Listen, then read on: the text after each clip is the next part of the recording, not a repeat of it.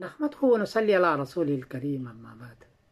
ابھی خبر ملی کہ حضرت مولانا عبدالدیان صاحب رحمانی رحمۃ اللہ علیہ کا انتقال ہو گیا۔ انا للہ و انا الیہ راجعون۔ مجھے بہت افسوس آیا۔ یہ میرے شاگرد تھے۔ 1986 میں انہوں نے مجھ سے ہدایہ آخرین کا کتاب الشفا پڑھا تھا۔ مجھے یاد ہے کہ اردو شرح نہ ہونے کو جیسے آسان شرح نہ ہونے ویسے بہت ساری، چونکہ پہلی مرتبہ کتاب ملی تھی، بہت ساری جگہ پورا ترجمہ مطلب میں نہیں بتا سکا تھا ان کو، مجھے یاد ہے۔ لیکن کبھی انہوں نے کوئی شکایت نہیں کی، کبھی کو ان کا ایسا نہیں محسوس ہوا کہ ان کو سمجھ میں نہیں آیا تو ان کو کوئی شکایت ہو۔ میں بہت متعجب تھا۔ پھر جب میں نے کتاب الشفا ہدایہ آخرین کی شرح لکھی تو جگہ جگہ مجھے محسوس ہوا کہ یہاں بھی نہیں پڑھا ہے، یہاں بھی نہیں پڑھا ہے۔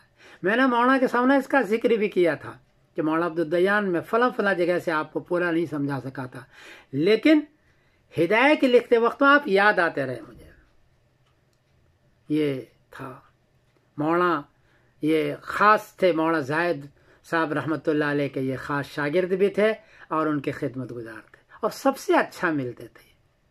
جامعہ رحمانی میں بہت سارے ناظم تعلیمات ہوئے، لیکن ان جیسا مخلص اور منتظم شاید نہ ہو۔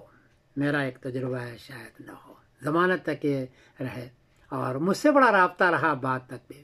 میرا خیال تھا کہ میں جب ہندوستان جاؤں گا ان سے ملوں گا، میری پرانی یادگار ہے، ایک ہی یادگار خانقاہ رحمانی میں یہ رہ گئی تھی، تو شاگرد کے طور پر، اچھے وہ استاذ کے طور پر۔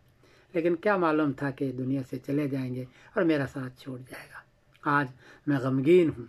اللہ تعالیٰ ان کو جنت الفردوس عطا فرمائے، عذاب جہنم، عذاب قبر سے نجات دے، بعد میں رہنے والے کو صبر جمیل عطا فرمائے، بعد میں رہنے والے کو صبر جمیل عطا فرمائے، ان کی فیملی کو اور سب کو صبر جمیل عطا فرمائے۔